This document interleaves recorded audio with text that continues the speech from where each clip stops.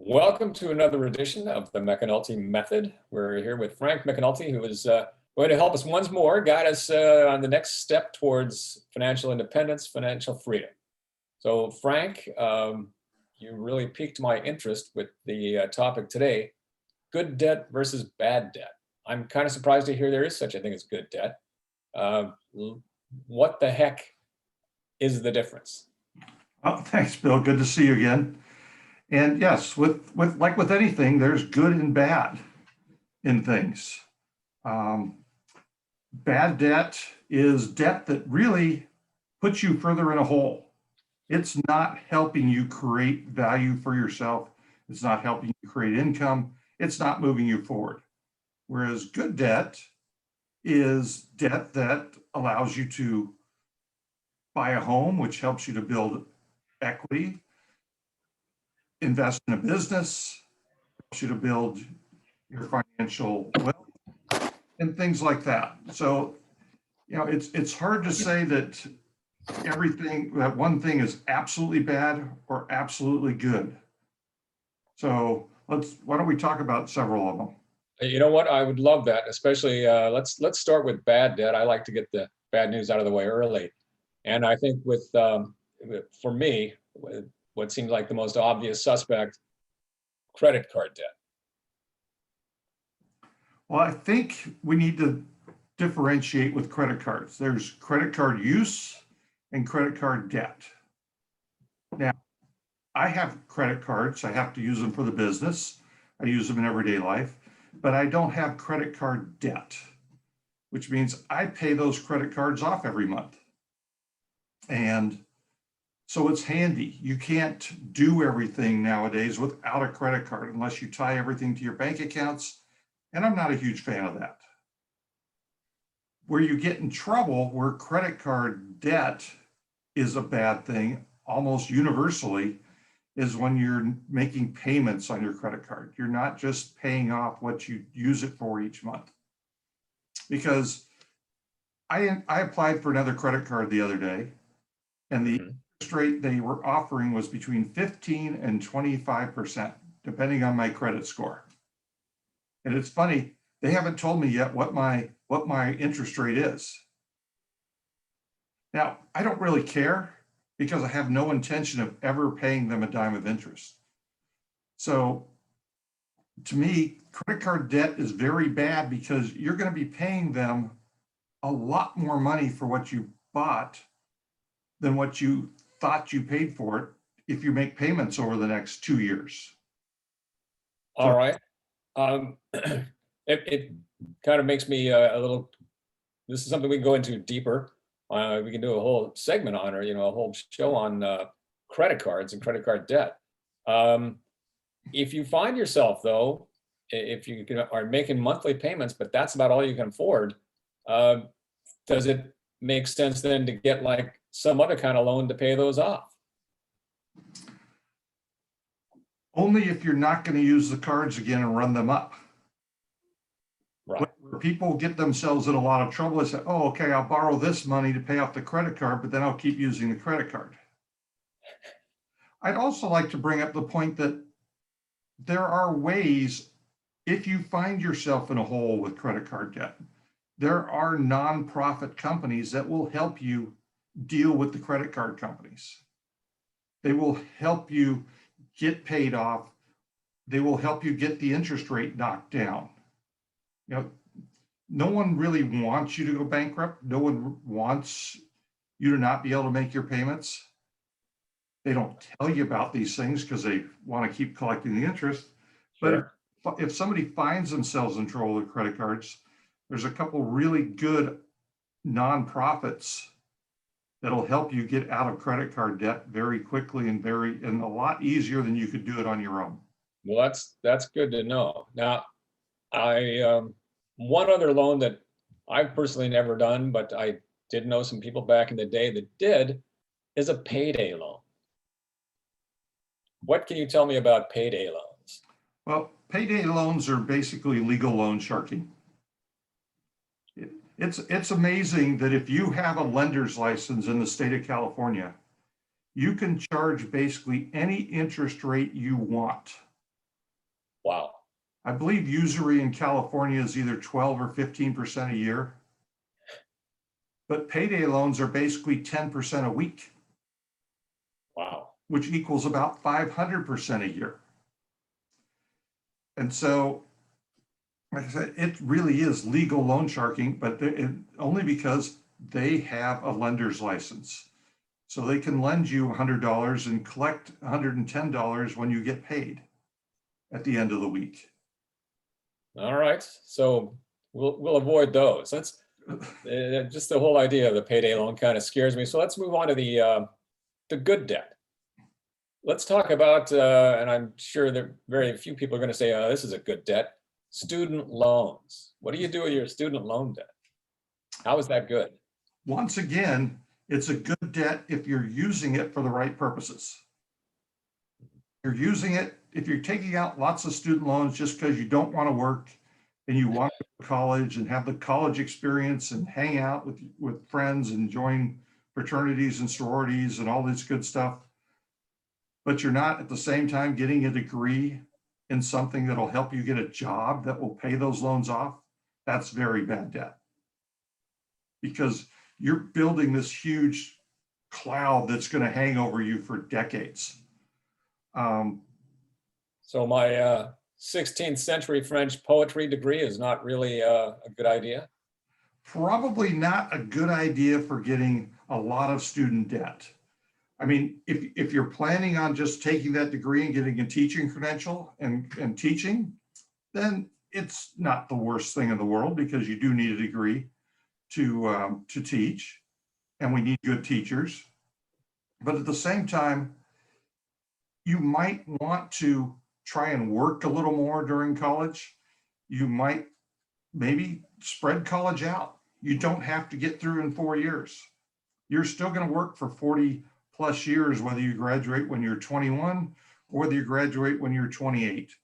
So what difference does it make in the long run? But that debt makes a huge difference, as we hear in the news every day. And that brings me to another kind of debt that it seems like everybody I know has, and that is car loans. How can a car loan be good debt, Frank? For the most part, it's not. When you're looking at it from a purely debt standpoint, one, you can't deduct the interest on a car loan. Two, if you have to, you don't need a new car.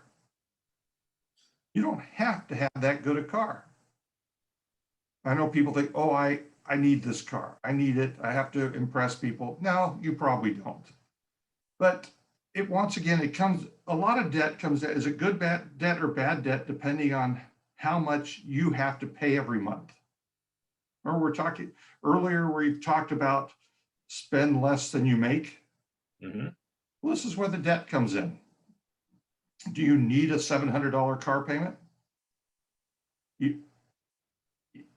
Probably not right out of school. Yeah, it'd be really cool to have that nice new BMW, but you're going to be broke with it.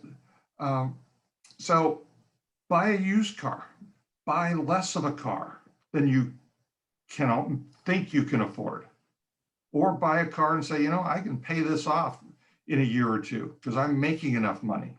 Sure, none of us sit on enough money usually to just say, walk in the dealer and say, I'll give you $25,000.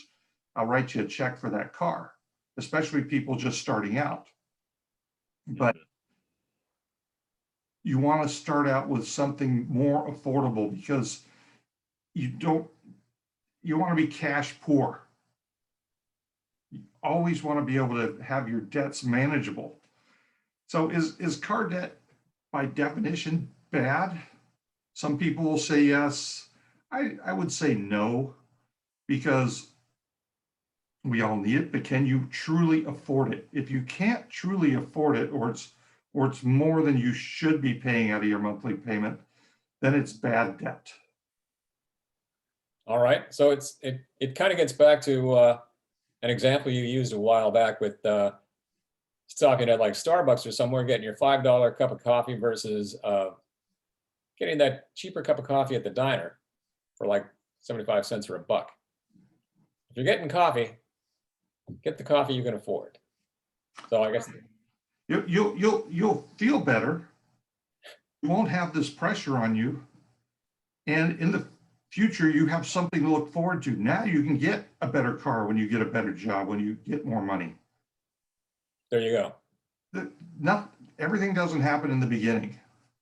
And I want to talk about, I think I want to talk about debt in general as to what's good debt and bad debt. And I have an example. I'm involved with a company, and they needed to expand. They were doing very well.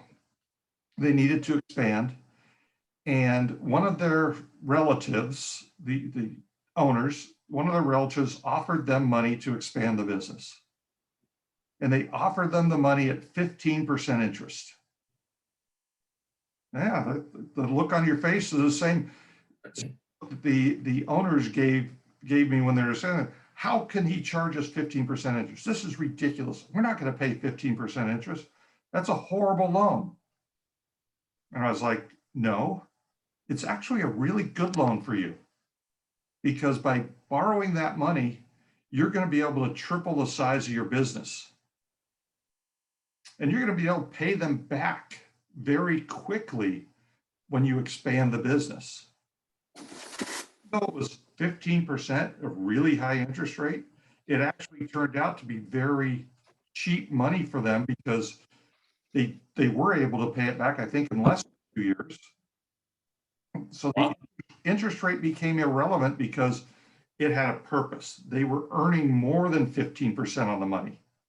And that's the key to debt. Are you going to earn more on your debt than it's costing you? Okay, so if it helps you, build your net worth or give you a return on your investment, then that's good debt. Yes. All right, which brings us to one other source of good debt, and that is a mortgage.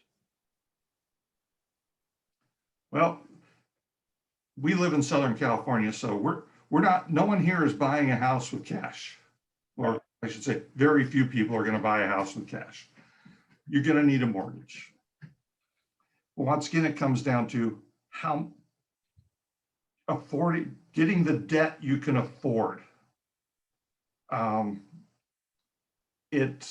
Because real estate, fortunately, in the long run, goes up.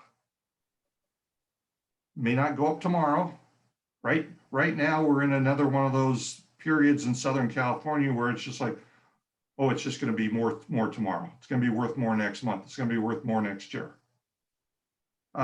It's starting to get a little scary where it's getting high, where it's, okay, maybe it's going to slow down on prices going up. Maybe not. I'm not an expert in those things. But debt on real estate is good, because you need a place to live.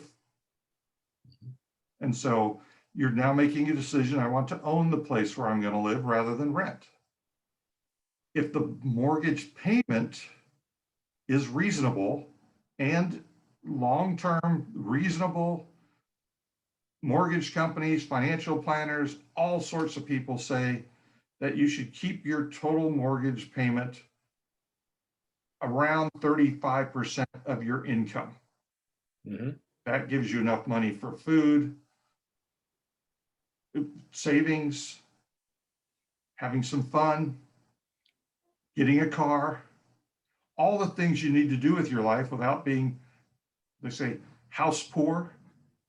Mm-hmm. In these huge payments to have this nice house, but you can't do anything because the house is eating all of your income each month. And so, yeah, how much debt should you have on a house? How much payment can you afford? That's really what it comes down to a lot of times. But you also have to take into account, and especially the younger portion of our audience, they may be getting ready to start families and have children and things like that. Well, if if you're thinking that you have a 2-person income going into this, what happens if you do start a family and one of the partners decides that they want to stay home and take care of the children? Well, your income just went down. And so you want to take that into consideration. You don't want to push it just to push it. They say one of the biggest reasons couples break up is money. And why make your biggest asset the biggest reason you're going to argue with your partner? It just doesn't make sense. So, and on top of that, with mortgages, especially in California, you have to remember there's property taxes. And with prices of houses getting close to averaging $1 million here, yeah, I know. In California, that means you're going to have another $12,000 a year in property taxes on $1 million house, or $1,000 a month in property taxes.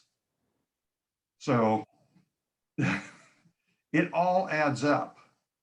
And so is it bad debt? No, I think it's great debt, because most people build most of their financial portfolio initially through their house. All right. They improve it, and over time, it goes up in value. That, I mean, that makes sense. It's almost like you're investing in a bank account that's going to keep doubling in size or whatever. It's just keep increasing its worth. But this talk about mortgages made me think of it. You'd mentioned this as possibly the next topic you're going to talk about, and that is renting versus buying. So right. That's one of the that is a consideration, and we can get into that much more later. But that's always, realtors who are trying to get you to buy houses always say, why pay the landlord? Mm-hmm. Why pay the landlord to get rich? Why not pay yourself in your own house? And to a certain extent, they're right. But once again, nothing's that simple.